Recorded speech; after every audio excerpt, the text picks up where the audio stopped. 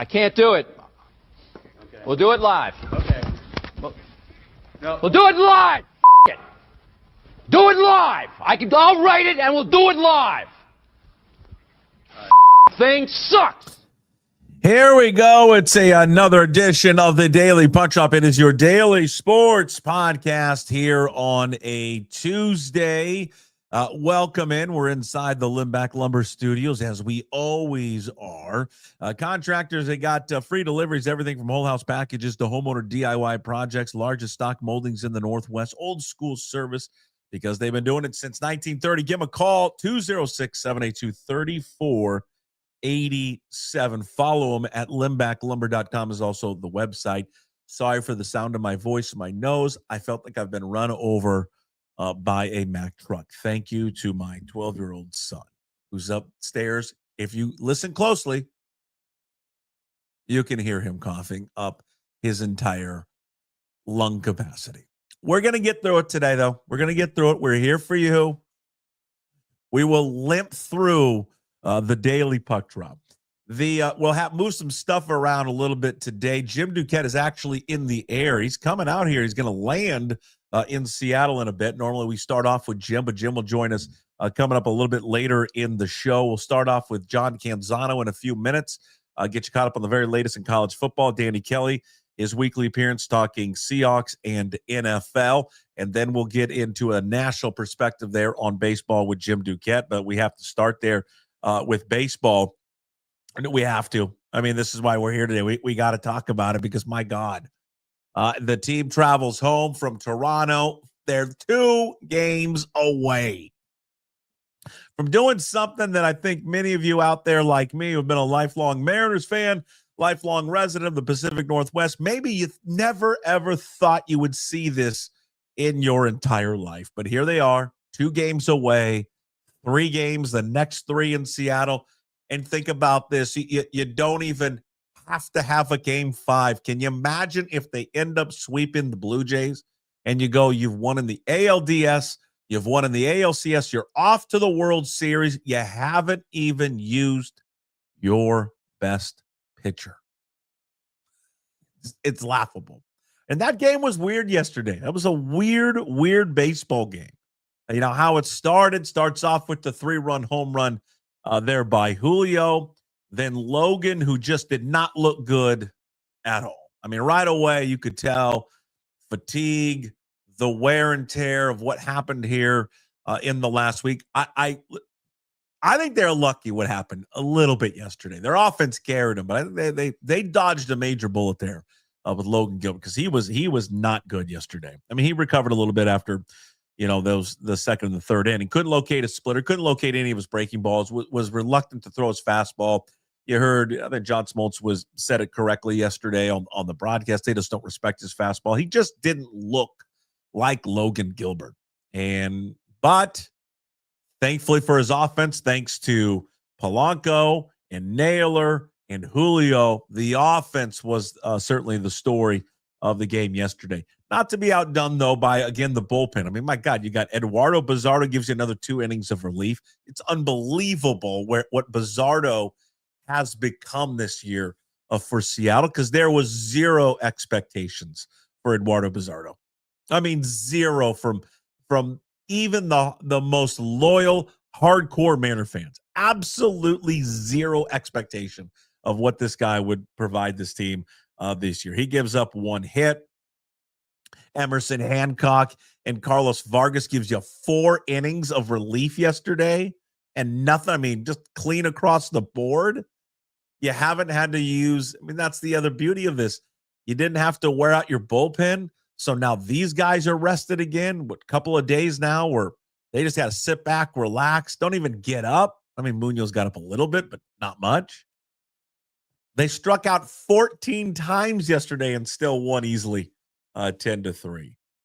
You know, the postseason of what the major storyline from that game yesterday, not only just the offense, but it's the continued postseason there of Jorge Jackson, what I like to call now. He's the second coming of Mr. October. Polanco, 3 home runs, 8 RBIs in 7 games so far. He's slugging .582.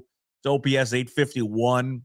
He's playing with such confidence right now, through the roof. and there was hardly anyone, myself included, a lot of you out there who moaned and groaned, and it's okay. It's okay that you did. You moaned and groaned when they signed him, especially coming off the year that he was coming off. You didn't know all the situation, the health stuff that he was going through a year ago. I just think it's a lot of credit to a guy like Jorge Polanco, who didn't play to his standards a year ago, and he knew it, and everybody knew it, but he came back, and he was I'm just so solid this year. You forget, especially in the beginning of the season, you talked about, like, I remember there was a photo of him and Judge, I think before the first time they played, or I don't know if they were playing, but both games were on national TV or something. And you were talking about, like, the first month of the season, like two of the best players in baseball right now. And Polanco was the other half of that, but he has been great. He's been sensational. Every time he comes up, you just think he's going to come through with something big, some type of moment, because he has so far here in the postseason. It was great to see Julio with the 3-run blast there on Monday. He had a first 2 games of the ALDS were very good, then dropped off in the last 3. So it was good to see his confidence come back all over that pitcher yesterday, where the Mariners, they're from the get-go. There was so much hype about him, so much talk about him before the season, before the game. And, the one thing that you have to take into account, he's 22, and he was the biggest game of his life. And I think at times he showed that. He showed that this was the biggest game of his life. Blue Jays manager, AJ Hinch. He's not AJ Hinch. John Schneider. There will be no back and forth in this series, the matchup between AJ Hinch and Dan Wilson talk, because John Schneider's a putz. I mean, he really is just an absolute putz of a manager. And this goes back to, the year and a half ago or whatever it was, or 2 years ago, where he made the comments about Cal. You remember the comments about Cal? It's not very tough to pitch to when you execute your pitches. That's right. He's hitting 200. That's right. Not very tough to pitch to. He's obliterated you since then. He's killed you. But yesterday's, you can go back and forth. Should he have pulled his starter or not? The challenge play on the ball that was hit into the dugout. I mean, who does he have working for him to tell him to challenge that? Did it look like Suarez was sitting on the field? I mean, there was just, just little things like that. The decision in the 5th inning to walk Cal Raleigh, which he talked about yesterday or the day before, that he would do that if he had to. He ends up, serving up a 3-run home run later to Jorge Polanco after walking Cal. So there will be no debate during this series whether or not John Schneider is going to outmanage Dan Wilson, because Dan Wilson is going to run circles around this guy. Josh Naylor with a 2-run blast in the 7th. Also had great defense in the bottom of the 7th inning. I know he had the error early in the game that led to the couple of runs there against Gilbert. You've seen the stat everywhere. First Canadian-born player in MLB history to homer in a playoff game as a visiting player in Canada. It's just everything about him. The defense, the hustle, the glove, all of it. I think the mistake was in that the one in the first inning of the 2nd inning, which led to the runs, was that should have been Polanco's ball. Again, that's a split-second decision. Polanco is charging at a better angle. He makes that, and then Naylor can sit there and stay at first. But he just continues to deliver, has all postseason, both with the bat and the glove. We talked about it yesterday with Bill Kruger. We were kind of joking around the old pick to click. I said, listen, hey, Eugenio Suarez. Now, again, it wasn't damage yesterday, but another hit, another walk, run scored. I think that near miss home run the other day was something to keep an eye on there for Jorge Polanco. All right, pitching matchup. They have the off day today. As you know, they'll game 3 and game 4 starters. If you don't know, George Kirby goes game 3. Castillo will go game 4. We'll have more of their numbers coming up a little bit later on the show when Jim Duquette joins us. But we move some things around because Duquette's flying out here. We're going to switch to a little college football right now, get you updated on a lot of firings in college football. Obviously, the headliner is James Franklin, but here in the Pacific Northwest, Trent Bray, the longtime Oregon State assistant who is now the head coach, was fired. We talk all things college football with John Canzano, his weekly appearance brought to you by Flat Stick Pub.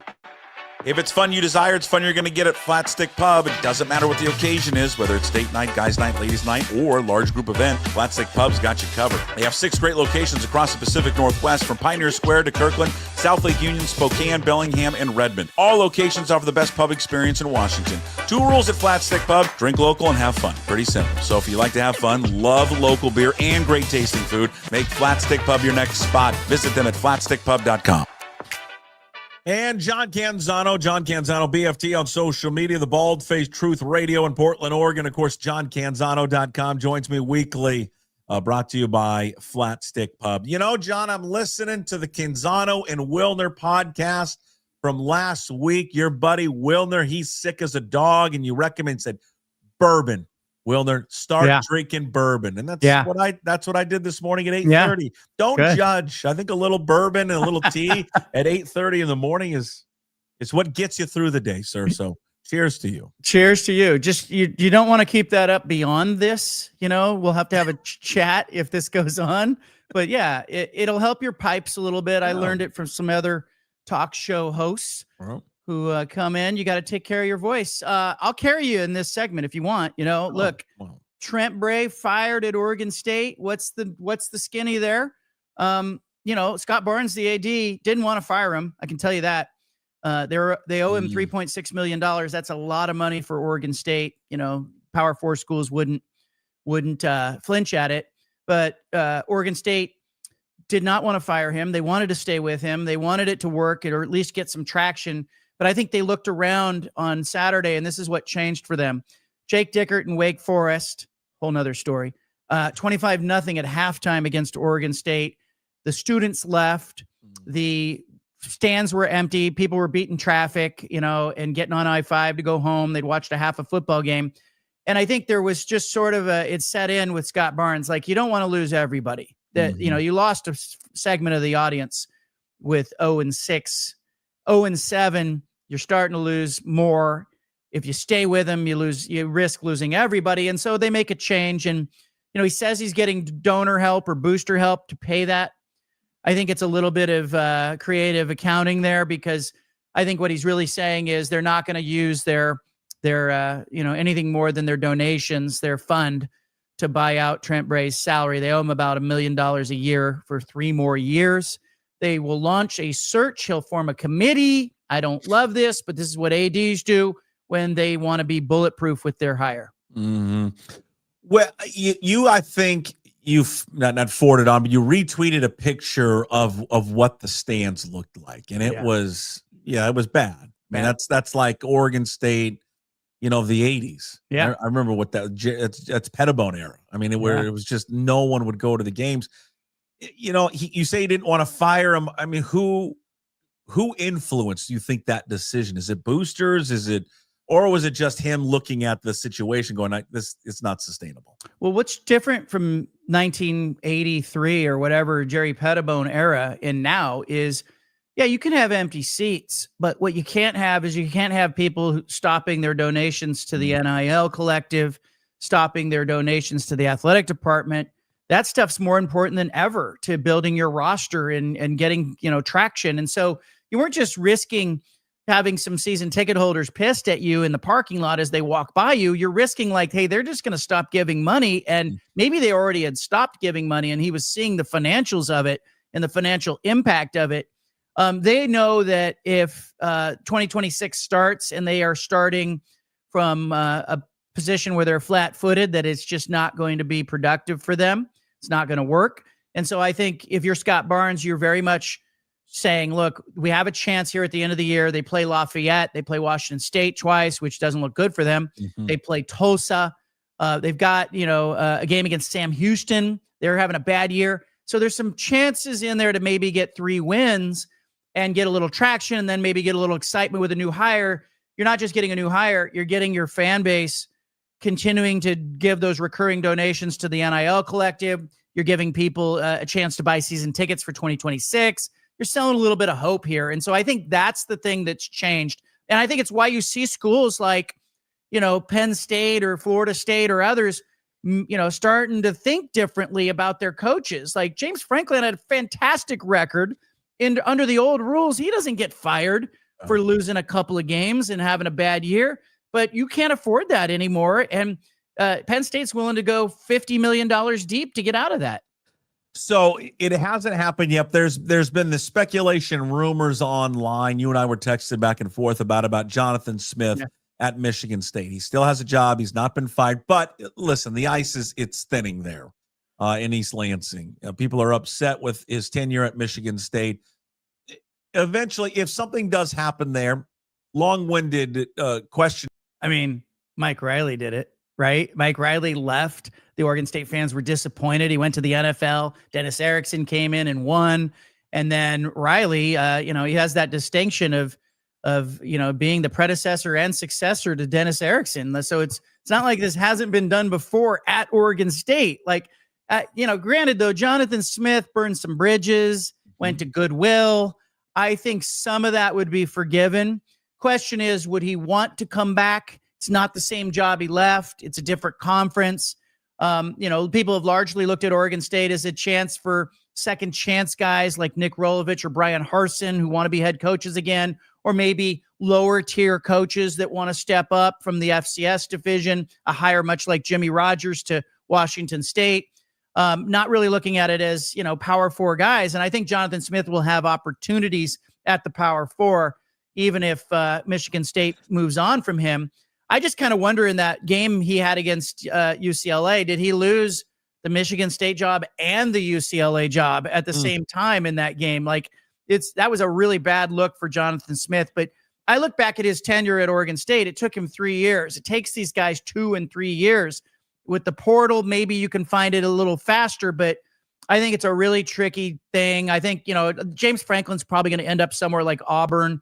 I think Jonathan Smith will end up somewhere as well. You brought up a very interesting name talking about the Oregon State job, Nick Rolovich. What are you hearing on perhaps the reclamation project of Nick Rolovich? I think that he's someone they're going to want to talk with. And because I think, as I spoke to Scott Barnes on Sunday, athletic director at Oregon State, does this YouTube interview with me on Sunday that, is very different. Like, he's in a t-shirt and a baseball cap. He's on a Sunday. He's just fired a coach. He's kind of talking off the cuff. And, he starts to say that, look, he's not only going to hire a search committee, which everybody does. We should form a search committee, Puck. It's the biggest racket out there. That he's also going to form a hiring committee, which tells me, this makes it bulletproof if he does something controversial or something, and it gives him a chance to kind of bring former players and some key stakeholders back into the room. I understand. I think he's doing it for reasons that have nothing to do with the hire itself. I think he's trying to bring people back together, which isn't a bad thing. But, Rolo's a guy I'd want to talk with because he fits the mold of something Barnes said in that interview. Barnes said, he's always hired and promoted coordinators. Everywhere he's been, every time, like 4 or 5 times he's had a chance to promote a coach, he's always looked at a coordinator who's never been a head coach and given him an opportunity, Jonathan Smith included. And so I think it's really interesting to see and hear him talk about, hey, we want somebody who's more like a CEO who maybe has done it before. And that jumped out at me. He also said someone with West Coast ties. All right. Nick Rolovich could recruit Hawaii, got West Coast ties. Some of the stuff that went down at Washington State, attitudes have softened about that. The people have moved on. Pat Chun's now at Washington. You're as loyal as the job you're in sometimes. I think Rolo's somebody they'd want to talk with. I just kind of wonder, is he the best candidate on that staff? Because Brian Harsin is out there. He's got a more proof of performance at Boise State. These guys have competed and coached against the schools that are going to be in the New World Pac-12. So Rolo's got that. So I think that's someone they'd want to talk with. Can they hire him? Sure, they can hire him. I think they can justify it. Would it be a good hire? I think those guys who want another bite of the apple are sometimes hungry, and they can use that opportunity as a stepping stone to somewhere else. That is certainly one path that I think it's available to Oregon State. I also, though, would pause a little bit here because in the next 4 or 5 weeks, we're going to see a whole bunch of coaches lose their jobs. I think there's just a lack of patience out there right now with these coaches. There are going to be some qualified head coaches who are out there who need a job. And no more so, we talk about losing patience in Penn State, and you brought it up with James Franklin. I mean, this is his resume. We talked about this yesterday. 12 years on the job, 104 and 45. He was 64 and 36 there in the Big Ten. His last 3 years, he went 11-2, 10-3, 13-3, 6 double-digit winning seasons. They wanted him out so bad they were willing to eat $50 million, which is what his buyout was. And I just think whoever they hire, you're going to tell me someone's going to come in with, maybe they will, and have a better mark than that? That's a high bar. And I think that Penn State's going to regret this. And I think you look back and you go, okay, you see success stories in college football and you see success coming from continuity. James Franklin needed some help. I think he needed some help on the offensive side of the ball with a high profile coordinator. He had Jim Knowles in there as a D coordinator. But I think, largely, he's a good recruiter who has the knock of not being necessarily a great X and O guy who develops or gets players better. There's a place for that in this ecosystem. Dan Lanning could be put in that category. Sure. Really good recruiter, needs Will Stein to call the plays.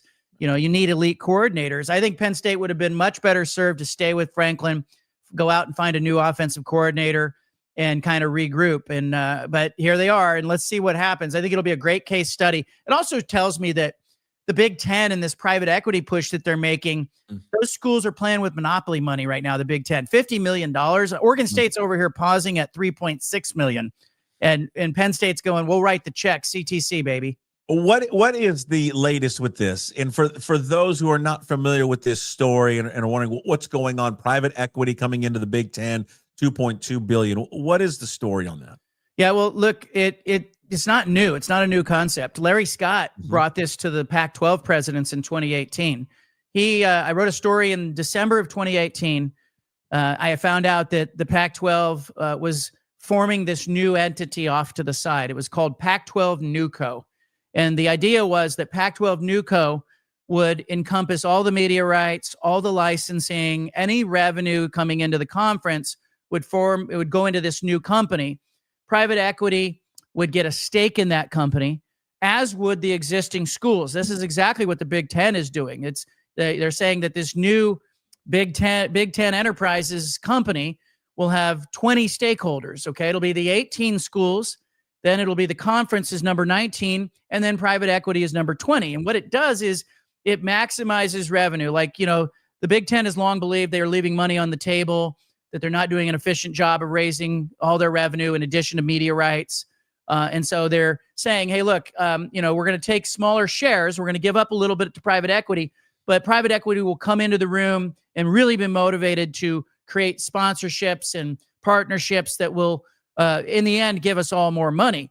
The bonus up front is these schools are going to get $100 million to draw upon, or $200 million to draw upon right out of the gates and have an opportunity to go out and use that money. I have to think Penn State is looking over at that going, okay, we had the votes for that. We can afford to pay James Franklin to go away. They also probably think Franklin's going to get another job, which will help offset what they owe him.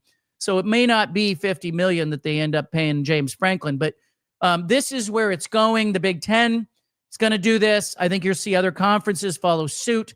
It's going to create a larger gap between the haves and the have-nots, because the Big Ten is going to get more money than anybody else from private equity.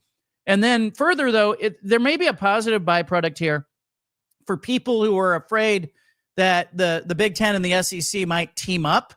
I think this signals no, because this extends their grant of rights beyond the current grant of rights deal. So this sort of puts a pause on all the talk about the Big Ten and the SEC splitting away. This is just the Big Ten doing what's best for the Big Ten. What happened in Eugene? You were there. You witnessed it. A 30-20 Indiana pulling off the win. When you look at just kind of the stats of the game, I mean, they hold Oregon's offense to under 300 yards, 267. They looked more physical. They looked faster. What was for some didn't even think it was that close of a game. What was your takeaway from what the Hoosiers were able to do to Dan Lanning and the Ducks? Indiana might be America's team. I'm looking at Kurt Signetti, and I covered IU. I was a beat reporter in 1998 when Indiana was, slogging around the Big Ten, getting its ass kicked. Yeah. Antoine Randall was the quarterback. Cam Cameron was the coach. They were not good. This Indiana team doesn't have any 5-star recruits on it. Mhm. It's got, a handful of 4-stars. It's a lot of 2s and 3s that are just tough kids that are physical and they play hard. They're well coached. And I was looking at the line of scrimmage on Saturday, the very first play of the game. Dante Moore, goes back to pass, and Indiana defensive line runs a little stunt and frees up a D lineman, and they sack Dante Moore.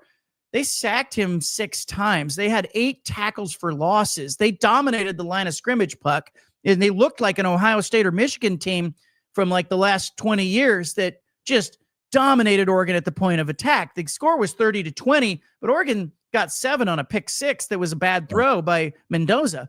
Like, they scored 13 points on offense. This was a blowout win for Indiana. And it was the kind of win that it alarmed me because I left it going, okay, like we recalibrate in this era. Like, you can lose a game. Like, NFL teams lose games. Sure. You go back to New York Giants, I think of 2011, they lost like 7 games in the regular season. They won a Super Bowl. And that's all anybody remembers. They won a Super Bowl. But under the old era, the BCS era, you lose a game, it was catastrophic. And so there's a faction of Duck fans who are like, oh my gosh, the sky is falling. But I'm trying to go like, hey, you can lose games. Look at Ohio State from a year ago. But what I saw on Saturday, Puck, was alarming because I don't know if you can fix this if you're Oregon because they got dominated at the point of attack. And I texted with Dan Lanning after the game, and he said, we on it, like we're going to fix this. And I'm just kind of wondering, like, okay, you can correct the coaching part of this because I think they got out-coached. But can you correct the physicality? Because Indiana dominated the line of scrimmage. And that, to me, was like, wow. After seeing Oregon handle Penn State, after, looking at Oregon's size and the 5-star recruits, watching the Hoosiers push them around was something. If Kurt Signetti was not coaching football, because he looks the furthest thing from a football coach, what would he be doing? Oh my gosh, I don't know. I want to put a hard hat on him. That's immediately what came into my insurance. I think he would be like the foreman at a construction site. Okay. He actually wouldn't get his hands dirty. Yeah. But he would be the foreman. He'd be the guy in the trailer, like who's orchestrating everything. The project manager. And he'd have the flip phone, the cell phone on the belt. Yeah. He looks like a cell phone, flip phone belt guy. Yeah. To me. And after the game, I saw him on the field after the game. I couldn't have told you that he won the game. Like, he just was, it was on to whatever game they're playing next. And Dan Lanning had a little bit of there was a little deer in the headlights in Dan. Like, he took his shirt off in the I was surprised game day thing. And then I saw somebody tweeted he took his shirt off before the game and he got pants during the game. I mean, it was just it wasn't a great day for Oregon, but I think Oregon really wants to try to put it behind them and go, okay, look, this was a one-off like Ohio State did a year ago, but there was some physicality issues in that game. Give me 30 seconds or a minute on Wazoo's performance at Ole Miss. Man, I thought they were going to get blown off the field like everybody else, like 32.5 point spread. That was the best loss maybe that I've ever seen. It was I talked to Ann McCoy, the AD at Washington State yesterday, and she was like, hey, you never want to like celebrate a loss, but that was a pretty good loss. Like, that was a respectable way to go into SEC country in Jimmy Rogers' first season. And if you're a Washington State fan, that is exactly what you needed to see. They competed. They were in that game.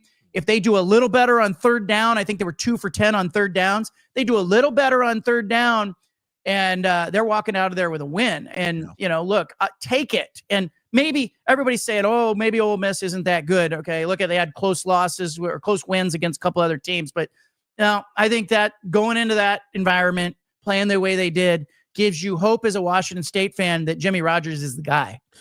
Yeah, I would agree with all of that.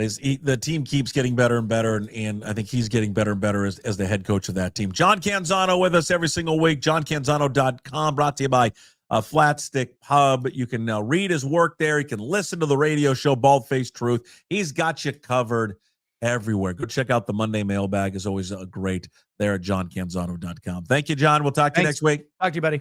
Yeah, there he is, John Canzano, with us from johncanzano.com. In case you missed any of that, that will be part of the Daily Puck Drop up on YouTube and all podcast platforms. All right, we go from college football over to the National Football League, And our NFL coverage brought to you by the greatest brewery in the history of the universe, Georgetown Brewery.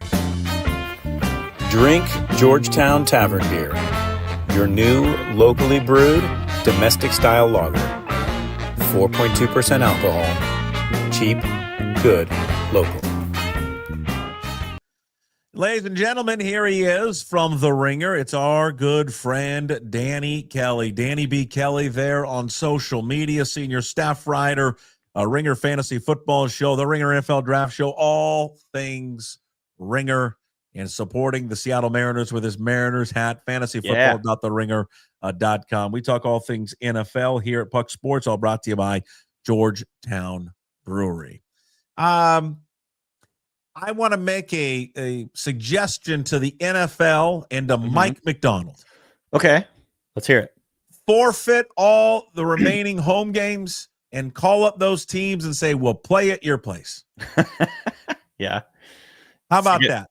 What's the deal with that? What happened to the home field advantage? Why? I just call up Roger Goodell. We're done. We don't want to play anymore. On the road only. We don't. We're gonna ride around in a bus and go to every stadium because we're much better on the road. A traveling circus, if you will. God, it's amazing. Play at 10 a.m. only. Also, sure. Yeah, I don't know what it is. I don't know what the rhyme or whatever they're doing on the road. Can they somehow just make it the same routine at home, Danny Kelly? It is very bizarre to me. I like we talked about this last week, I think, where I think it's probably more just the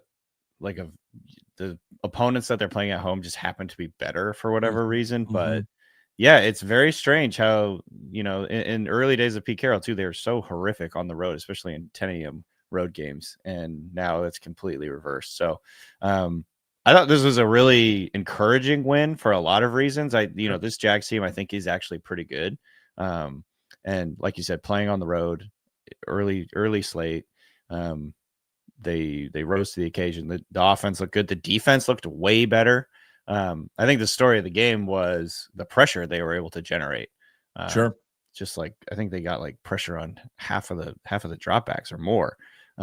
So yeah, that was pretty cool. I think Mike McDonald decided to blitz a little bit more than normal this week. And that definitely made an impact and helped to just keep Trevor Lawrence on his heels pretty much the whole game. So yeah, overall great game. And one of my Danny's dimes, if you will, was yes. We're gonna get to the Danny's dimes, but you go right into it right away. Well, I was gonna say this is a good segue because one of my dimes is that JSN, Jackson Smith and Jigba, has ascended to a higher plane. He is now an elite receiver. I think by pretty much any measure. Coming into the year, I was a little bit hesitant to be excited about him just because new quarterback, Sam Darnold, they didn't really know how they were going to mesh. Didn't really know exactly how the Seahawks were going to utilize the receivers. I remember one talking point during the offseason was that they basically now had two slot receivers in Jackson Smith and Jigba and Cooper Kupp. I think we talked about that. Yeah. It's just like, how are they going to kind of, deploy these guys? How's that going to work out? We already have a really good slot receiver in Jackson Smith and Jigba. I think he played mostly in the slot last year, at least majority in the slot. And now he's just an outside receiver and he's amazing. And he's one of the best deep ball receivers in the NFL so far. If you look at any of the metrics, basically, look, he's leading the NFL in receiving. So that's one. That's obvious. But also, if you look at his efficiency rating, you see 4.5 yards per route run, which is an absolutely ridiculous number. If you have a receiver that has over 2 yards per route run, this is a stat we look at in fantasy a lot. That's a really good number. He's almost 4.5. He's 4.5. So you have that, and he's still an elite receiver. Okay, wait, back that up. I'm unfamiliar with this stat. When you say route run, just describe that. Are you talking about actually how far his route is, or once he catches it? What is that? Sorry, I kind of glossed over it. It's yards per route run, which is a good metric for the overall efficiency of a receiver, because obviously some teams drop back more than others, and some guys run more routes than others. So it gives you an idea of how many yards this guy is creating relative to the number of routes he's running. So it's just another way of write that down. it's a good way of looking at receivers and how efficient they are. relative to kind of like what type of team they're on. Because obviously some guys are on run heavy teams, some guys are on really, really pass heavy teams. And two is considered good. Yeah, like anything over 2 is incredible. And he's at what? 4.5. He's actually at 5 yards per route run playing on the outside alone, which is best in the NFL. Yeah, I mean, because just to piggyback on what you were saying, I think we probably discussed this at some point leading up to the season. To me, I think it's one of the greatest storylines, probably the best revelation of this season is what he has done, because I looked at him and, I was not high on this receiving core. I was waiting for Cooper Kupp to get hurt. Who's their third wide receiver going to be? And then when it came to JSN, I'm like, God, he doesn't have DK there, doesn't have Lockett. When I look at him, I don't see like alpha dog wide receiver 1 outside guy. Yeah. I mean, that's pretty much what I thought too. Because he doesn't fit the image that I have of what that's supposed to look like. And he has just absolutely busted through that wall. And he has been sensational.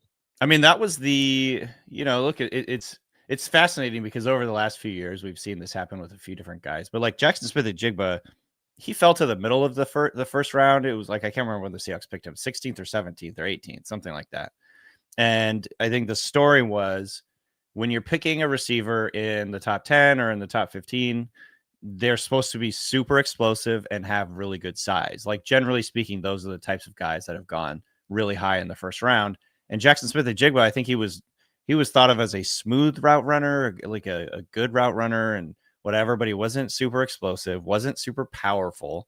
And so I think the NFL kind of balked a little bit at that, despite the fact that he was incredibly productive, and he had put on some incredible performances. I remember, I think the Rose Bowl, he had like an insane, like 300 yards or something. Well, the thing you have to remember about him too is just the talent level. He was the Texas State Player of the Year. When you go back to, you got to think of the he's a dog. He's a dog. Talent that comes out of that state. He was the Player of the Year in it, and so it's not like this. I think you look at him a little bit and you go, it's kind of looks like a little underdog story. Not that big and not that fast, but this guy was always like the elite of the elite. And he just continues to prove that every week. And he's an amazing route runner. He has, I think the thing that really stands out to me the most about him is his movement skills. He just has incredible movement ability, his body control, his ability to cut routes really sharply and create separation when he's at his break point. His ability to track the football down the field really smoothly, put like late hands. He's just like a very just nuanced, talented, skilled receiver. And it's funny because now we're seeing Emeka Egbuka, his college teammate, who ended up being the most productive receiver in Ohio State history. Egbuka did. And he's another guy that kind of fell because, he's not super explosive. He's kind of a slot guy or whatever. And then he comes into the NFL and immediately is like a superstar. He's one of the best receivers in the NFL. What is it with who recruits these guys? JSN. You mentioned Egbuka. Who am I missing? Ohio State Garrett Wilson. Chris Olave. They had the guy there Harrison. now is probably the best of all of them. 100%. Smith. Yeah, he's going to be like the first pick of the draft. Like what is it? Like, who's recruiting these guys there? Where do they find them? Dude, it's Ohio State and LSU. Like, those are the places you find receivers. I don't know why when I was growing up, I guess they had Chris Carter, right? Yeah. I don't know. I just never remember Ohio State being this, breeding ground for incredible wide receivers. They've had some of the best receivers. They literally, like, if you just had Ohio State receivers, you'd have probably the best receivers in the NFL. I mean, obviously, like LSU up there too, but so anyways, I just wanted to give JSN his credit here because he has just been absolutely incredible. I've always loved him. He's been one of my favorite players. Even I didn't think he could do this, like, truly. He's basically been their entire offense. He's like 50%. There's 2 games this year where he's at over 50% target rate. So he's at over 50% of the team's targets. Which therein lies a little bit of a problem, though. Sure. Because you can depend on him a little bit too much in the passing game. I mean, they do need to get to because they're very pass heavy right now. I know their run game actually is not working at all, which is which is so funny. Concerning. Yeah. Because last year with Grubb, it was pass. Why aren't you running the football? Then they make this change to go to Kubiak to run the football more, be more physical, and now all they're doing is passing. Yeah, it's the only thing that works, right? They are, man. I'm looking at it right now. This is great. They are the dead last team in rushing success rate. So that's weird. And also, let's see here. Dead last or second to last. Only the Las Vegas Raiders are worse in stuff rate. So getting hit at or behind the line of scrimmage. Yeah, the run game. Danny? The run game. Why is it so bad again? I mean, the offensive line, I guess, would be the main culprit. I don't know. Like, obviously, Zach Charbonnet started the year off hot, but he's been pretty terrible. Frankly, in terms of success rate and explosive rate and all the stats you kind of look at with running backs. He has not been good, and they've been leaning on him more than they've been leaning on Kenneth Walker. I think they trust him more in the passing game and pass pro and all that stuff. So that's kind of, I think, a big reason why he's in there more than Kenneth Walker is. But yeah, I mean, the run game, both of those guys have been struggling in terms of like success rate and stuff rate. But I mean, at least Kenneth Walker gives you explosive plays. So it's just kind of one of those things where they need to get that going. I think the offensive line, hasn't been exactly as good as we were hoping. The center positions, but he's been struggling. Jalen Sundell. So yeah, I don't know. That's something they got to solve because they're kind of just one dimensional right now. Yeah. Give me we do this every week. You've touched on already one of them, JSN, Danny's Dimes, where Danny's just observations from this weekend. What else you got? What else stands out to Danny Kelly from the Ringer of this past weekend in the NFL? I think one talking point that my friends and I have had is that there's basically no elite teams in the NFL right now. The teams that you would have expected to be super elite, the ones that I would have picked out prior to the season would be probably the Ravens and the Bills. And those teams, like obviously the Ravens been an absolute train wreck. Yeah. Right. And injuries have been a huge part of that, but also it's like that can't be the only like you gotta, some teams can rise above injuries. The Ravens have been atrocious. And then, obviously the Bills lost last night. They seem to be kind of having some growing pains here, trying to find their identity. I think that it's funny because like right now, the best team in the NFL maybe is the Chiefs, and they're 3-3. like I don't know who you would put number one. Who would you put number one? The Eagles right now, another team that I think you probably would have picked as a preseason favor. They're 4-2, but they feel like they're falling apart at the seams right now. I don't know. I mean, I would say who do I think is playing the best, regardless of record, right? Yes. I think the Packers 3-1-1 I'd put up there. I just think the Buccaneers right now are just what I witnessed again last week watching them play 5-1. They beat San Francisco at home. I think you got to put the Packers up there as well, for sure. I think the Colts are the Buccaneers up there as well. Yeah, the Bucks, the Colts. Colts don't feel real though. The Colts, I don't honestly I love the Buccaneers. I think watching Baker Mayfield is one of the best experiences you can have right now in football. But I don't know if I necessarily trust the Buccaneers. They're like getting by on, elbow grease and whatever. And just like moxie from Baker Mayfield late in games. But I do think they are. I think they're a good team. But do I think they're an elite team? Not really. I would say the same about the Colts. Like they've been really good. I don't know if they're an elite team. So, it's just interesting to kind of look across the NFL landscape right now. And I'm like, I don't know who you going to pick for the Super Bowl. I think the Chiefs are the team. I'm like, okay, they're starting to round into form. Now they're getting Rashee Rice back. Their offense feels like it's really back. And so many people wanted to write them off, right? They started off with the first two losses. Everyone was like, it's over. It's done. Their reign is finished. And here they sit now 3-3, just a game back of the Chargers. So I think that's a big talking point. The other one I wanted to bring up here is I want to get your take on this because the Giants are fun again.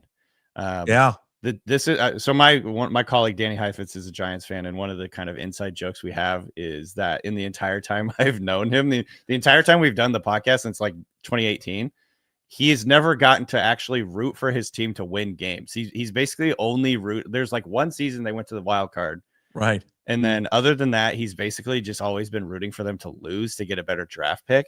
And And obviously, look, it's not like they're a leader or anything, but this win over the Eagles, I think, shows that they can kind of compete with whoever. They're 2-4. Jackson Dart's really fun. Cam Scadaboo is, a really fun guy to watch. It just like kind of changes the identity of this team. They're fun again. So I just wanted to shout out the Giants for their win Thursday night. We probably kind of overlooked that because it's Thursday night, but the Giants beating the Eagles, I think, was a big storyline last week. I think they're to wrap that up. I think they're just two perfect fits for that market. One is the quarterback, because you look at him, he's handsome, he's big, he's brash, he fits, he's everything about New York, because he could be like a model walking down, and modeling all these, on Fashion Week in New York City. And so you got that side of like, he's the Manhattan, he's the downtown, he's the glamour, he's the glitz of everything about New York, right? Yeah. And then the other guy is the Long Island guy, Cam Scadaboo, right? He grew up, working construction, smokes a pack a day, smokes, drinks, has occasionally hit his wife. I mean, that is it's like, it's the perfect mix of the two of them totally for that area. And I just think it's easy to root for, because as New Yorkers and Giants fans, they see themselves in both of those two players. 100%. It's always fun when a team takes on the identity of a city. I know that that's kind of a cliche, of course, but like it is cool to see like how Pittsburgh teams always take on the identity of Pittsburgh, the city, I feel like. And the Giants, coming into the year, the question was, can the offense do anything? The defensive line,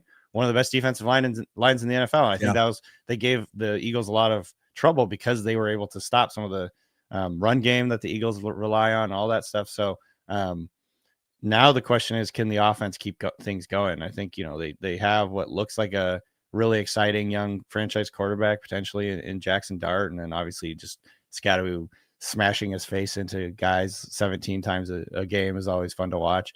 Heifetz told me a story that his mom said, Scadaboo's mom told the media that he would put on his pads, his big brother's pads when he was a little kid, and then go run into telephone poles with it. So that just seems like about right for what we see on the NFL field with Cam Scadaboo. So he's just a lot of fun. All right, there he is, Danny Kelly, Danny B. Kelly on X. You can also read his work at ringer.com, fantasyfootball.theringer.com. And again, we talk all things NFL every single week, brought to you by Georgetown Brewery. Thank you, Danny. Appreciate it. And we'll chat next week. All right, go M's. Go M's, yeah. You're right. Go M's. Danny Kelly there from The Ringer. If you missed any of that conversation, a part of the Daily Puck Drop and Puck Sports. Let's get back to baseball. Normally joins us at the beginning of the show, but he's traveling to Seattle. He gets to witness the single worst airport in the history of airports. We talk baseball right now with Jim Duquette. Again, all brought to you by Flat Stick Pub. If it's fun you desire, it's fun you're going to get at Flat Stick Pub. It doesn't matter what the occasion is, whether it's date night, guys night, ladies night, or large group event, Flat Stick Pub's got you covered. They have 6 great locations across the Pacific Northwest, from Pioneer Square to Kirkland, South Lake Union, Spokane, Bellingham, and Redmond. All locations offer the best pub experience in Washington. 2 rules at Flat Stick Pub: drink local and have fun. Pretty simple. So if you like to have fun, love local beer, and great tasting food, make Flat Stick Pub your next spot. Visit them at flatstickpub.com. All right, our time is limited with our next guest, Jim Duquette, MLB Network Radio. He joins us every single Tuesday to talk all things baseball from a national perspective. You can follow Jim on social media, Jim Duquette GM. Of course, you can listen to him daily, MLB Network Radio, Sirius XM Channel 89, host of the Power Alley. Also Sundays, Jim Bowden, the Front Office Show. He's brought to you by Flat Stick Pub. He has made his way to Seattle. Well, welcome to our city. You're here for both Game 3 and Game 4, and I guess potentially Game 5. So welcome to Seattle there, Jim. We'll be there soon. Yes, I'm still in between. I am in one of the worst airports in the country, but I'm not going to say much because I want to make sure that I get off the ground and I'm headed to where I go. You tell me when you got it. We'll keep it for about 10 minutes, and I'll cut you go. Let's just start with this. Seattle's up 2-0. How surprised are you that they have that lead? Very surprised. I really felt like they had the pitching matchup in Game 2, but not game 1. I also thought there would be a little bit of a hangover effect from the game on Friday, and there didn't seem to be. If there was, they did a great job of hiding it. Mariners did. I'll tell you what, that was an impressive game 1 for Bryce Miller. That's to me the story. Early, plus the offense that just went off there in last night's game. And so I think for me, you never know how you're going to respond to a game. I felt like, though, after the 15 innings and watching the way it played out, it almost felt like I don't want to call it, a team bonding or a confidence booster. Not this time of the year. Like postseason's postseason. Like you have a different adrenaline, different energy, but it just like they responded so well. I thought there would be some kind of effect, and there wasn't. I'm really, really impressed with that, the way they played in game 1. It is kind of amazing that they sit here with a 2-0 lead in the ALCS, and they still have not yet pitched their best pitcher in Brian Wu. It's unbelievable to think about that, I think when you kind of start to look at certain things, that kind of stand out, they're pitching around Cal. I mean, Cal has contributed, but Julio has stepped up. Obviously, Polanco's been unconscious. Naylor, it was nice to see him get going, especially, since he grew up right nearby there at Rogers, by an hour from Rogers Center at most. Like there's so many different good stories there to talk about.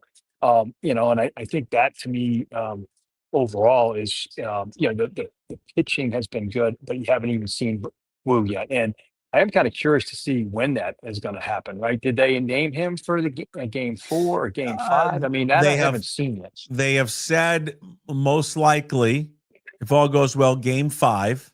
Okay. In around 50, he'll throw around 50 pitches. Game 3 tomorrow is going to be Kirby. Game 4 will be Castillo. But yeah, they've kind of circled game 5 if they need it. I mean, which is amazing. If they need it, I cannot believe it. I can't believe we're even talking about that as a possibility. But as if teams go up 2-0, especially on the road, was it 90%? 90% of them win. The percentages are incredible. So the vibe has been obviously very good. I cannot wait to see the scene there. But watching that on TV, that game 5 had to been, if were you there at all? Just no, being even around it was incredible. That atmosphere. Wow. Yeah, the crowd has been sensational throughout the entire playoffs. Absolutely, yeah. Tim Booth of the Seattle Times was able to come up with these great numbers. 78 of the 93 teams in a best-of-7 series have gone up 2-0, have gone on to win the series. 26 of the 30 teams that go up 2-0 in a 7-game series, with winning the first 2 on the road, have gone on to win the series. Again, they know that the job is not done, but boy, they've got to be sitting here right now with the off day, and then tomorrow with Kirby, and Kirby has been fantastic at home. He's been fantastic in these playoffs. Game 1 and game 5 to match up with Tarek Skubal and to hand the Tigers losses in both those games, or excuse me, and he wasn't a part in game 1 there against Skubal. But yeah, it's just it's been phenomenal to sit there and watch this pitching staff kind of come together. Bryce Miller, I thought that pitching performance was legendary, historic. I think it goes down as one of the, if not the best pitching performance in playoff history by a Mariners pitcher, and you didn't see it coming from him. No, well, I think that's what was so it was such an unexpected outing for him, right? And the way he, just dealing with the injuries this year, 2 different stints on the IL, and so and really the stuff that we saw there, one was, good. The adrenaline obviously was a big part of that. The breaking stuff was sharp. It was more along the lines of what we saw in 24, and where we thought maybe he would be this year if he wasn't dealing with the injuries. So, and the hard part about, pitching at this time of the year, the Blue Jays were going through it a little bit with Scherzer and Bassett is, when you have these type of injuries late, like you have with Wu, that build up and ramp up is very difficult to kind of predict one way or the other. So, I'll be curious. Obviously, you want to be careful about any type of injury or re-injury, and they will be with him. But man, just having him for 50 pitches is really, really enticing whenever that comes. But in the meantime, like you said, Kirby's been unbelievable. Castillo's been great too. So, throw your best guys out there. It's been a strength of theirs for a while. And it's really nice to see it coming together here late in the season and obviously in the postseason at the perfect time. Jim Duquette, both these fan bases, the M's and Blue Jays, they can align their displeasure with home plate umpire Doug Eddings there in game 2. The numbers have come out, and they are not good for him.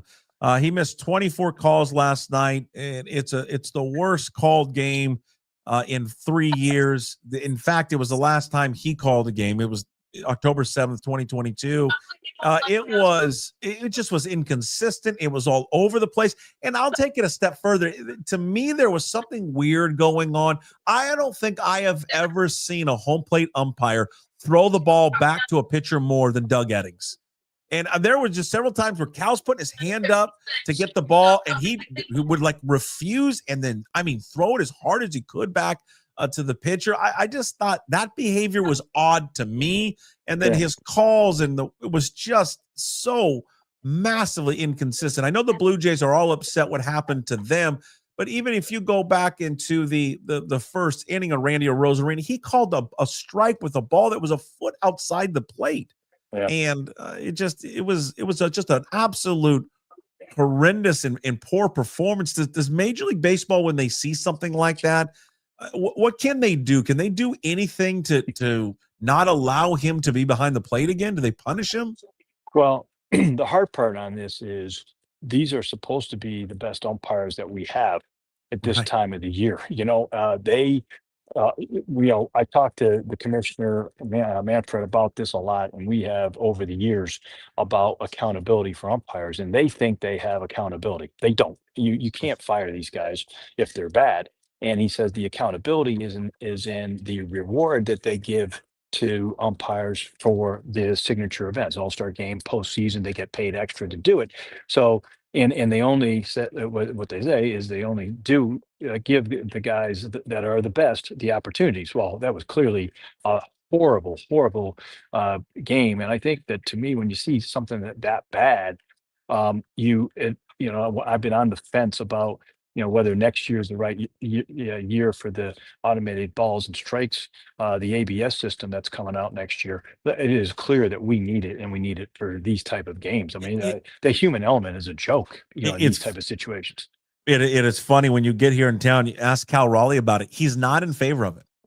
He doesn't want it. I know. Does not want it. There's a couple people that are. Actually, there's some pitchers that aren't too. There's a few of them, and I still find it. It's hard to imagine that, and I understand there are some circumstances with the way the strike zone is called now versus the way it will be called with the ABS system. But you have so many complaints like that you had last night, and critical situations that you can dispute and get it right. I find it hard to believe at the end of the day that the players aren't going to like it. I think a lot of it is they're not used to it, or accustomed to it yet. That's my, at least personal opinion at the moment. I'm sure there's other pitchers that do this last thing for you. I want to go to the Dodgers Brewers game. It was the double play. I had not seen that. It was chaos that was happening in that ballpark, which was just incredible. And it was a great job of the Dodgers third base coach. He recognized it right away. And then the Brewers defense to just pick up on and get Teoscar Hernandez out at home, and then they get Will Smith out at second base, and then they get out of it. But I want to go to Blake Snell here for a second. Maybe there's other pitchers that do this. I can't recall watching a pitcher who calls the pitches. And I just, who else does that? If people weren't watching the game yesterday, he has the pitch comm on his belt. Yep. He's looking at his little card every now and again, and he's actually calling the pitches to Will Smith. Who else does that? And has Blake Snell done that all year long? He has done it all year long. There are more than you realize that do it on their own. Chris Bassett does it for the Blue Jays. He did it all year. I believe Scherzer does. There are a couple guys, and I wish I should keep track of how many do it. I'm going to guess there's maybe 10% of the pitchers currently that do it. They tend to be veteran guys that will do it. And obviously watching Snell last night, man, oh man, that was filthy, and fun to watch when you're, just watching that. I'm, I got ahead of myself a little bit when I was talking about this morning, but can you imagine, a Snell matchup against any Mariners pitcher in the next series, and some of the pitching that's going to be marching out? You hope you get there. But man, oh man, is that exciting to think about from a baseball perspective to see these two pitching staffs matched up against each other? Yeah, it'd be great theater for him. He grew up just north of Seattle, Shorewood, Shoreline area, and lifelong Mariners fan. And then he probably always envisioned to watch his Mariners win a World Series. Now he'd be pitching against them in the World Series with trying to obviously win and eliminate them. All right, safe travels. Thank you for the quick visit. And hopefully we can see you in Seattle, but best of luck getting here, and we'll look forward. What's your schedule for Game 3, Game 4, and Game 5? What do you just same radio? You're doing the MLB Network radio. What's your schedule like? We do the pregame and we do a postgame before and after every game of the series. So we will be on the field there for all three of those games, 3, 4, and 5. We usually get there about an hour and a half before the game. We start 3 hours before. It's a 3-hour show from the field. We get as many players as we can from both sides. We get the managers, not every day, but it's it's a fun one, and just being a part of it and having being around the energy that's going to be out of that ballpark. I can't wait. And it's channel 89, Sirius XM, MLB Network Radio. Jim Duquette with us every single week talking baseball, brought to you by Flat Stick Pub. Thank you, Jim. We'll talk to you down the road. You got it. All right, talk soon. There he is, Jim Duquette, MLB Network Radio. In case you missed any of that, it'll be up on the podcast later, obviously, up on YouTube and all platforms, Apple, Spotify, and, of course, up at pucksports.com. Also coming up later, before we get to Hey, What the Puck, the Old Crimson podcast coming out later today. We'll post that separately. We recap the Ole Miss game and get Paul Sorensen's thoughts on Ole Miss. He went out there to cover the game. We've made it through. We made it through now. I did not think we were going to get through the show today. I'm not going to lie to you. And that bourbon really did help. Really did. Bourbon and honey, a little hot water does kind of do wonders. I mean, I wouldn't recommend it, hitting hard at 8:30, but, you got to do what you got to do. All right, let's wrap up the show with Hey, What the Puck, brought to you by Restoration One of North Seattle. It's your restoration company that lets you avoid the stress of water, fire, and mold damage with their property restoration services. Locally owned and operated. Make them your first call when those damages affect your residential or commercial property. 206-817-8917. Visit them at restoration1.com, the North Seattle franchise. I want to go back to Jorge Polanco for just a quick second. And I think we've probably done this before and we'll continue to do it. I've been wrong a lot, so I have a problem with admitting that I was wrong. There's a lot of us out there who, when you heard the news that they were bringing Jorge Polanco back, you just did a collective sigh. You rolled your eyes and you said, same old Mariners. What the hell are we doing? And it's not that you dislike the player personally or any of that. Did he show glimpses at times? Yes, he did. But you were like, God, man, we can't acquire somebody better who can put up better numbers, who can stay healthy, who can actually get us to our World Series goals. Well, ended up being him. He a 1-year, $7.5 million deal. And I just think it's a lot of credit to the player, because I don't know how much he hears it or not. But again, a lot of people didn't want to see him back. And he has come through. He has passed every test. He has been phenomenal in this postseason. I think it's getting to the point now with him that every time he steps up to the plate, really it's there now, you think he's going to come through with an amazingly big hit, because he just continues to do it. He's building he's getting close to stealing Reggie Jackson's Mr. October. I'm joking, but it's been incredible to watch him go up to the plate every time, and you're just like, I'm expecting him to drive in runs. I'm expecting him to get a big hit here. And he's done it. Defense has been good there over at second base. So I just think it was last year was not to his standards for him. And that's all that really matters for him, for the athlete, is his standards. And he's come back in 2025 and he has blown through it. He's healthy. He's in a better spot, and he has been one of the biggest factors why they're in this position right now, 2 games away from the World Series. Good on Jorge Polanco. Hey, What the Puck again, brought to you by Restoration One of North Seattle. It's your restoration company that lets you avoid the stress of water, fire, and mold damage. Give them a call, 206-817-8917. Visit them at restoration1.com, the North Seattle franchise. Big thanks for everybody watching and listening to today's show. Hopefully it sounded okay. I look fine. We'll hit up some more bourbon here in just a little bit. Big thanks to all of our sponsors, Limback Lumber, Flat Stick Pub, Georgetown Brewery. Check out their new tavern beer, and, of course, Restoration One. You can find today's Daily Puck Drop up on YouTube. When you're there, please subscribe to the channel. Hit that like button. Also, for you strictly audio listeners, which that's what I am too.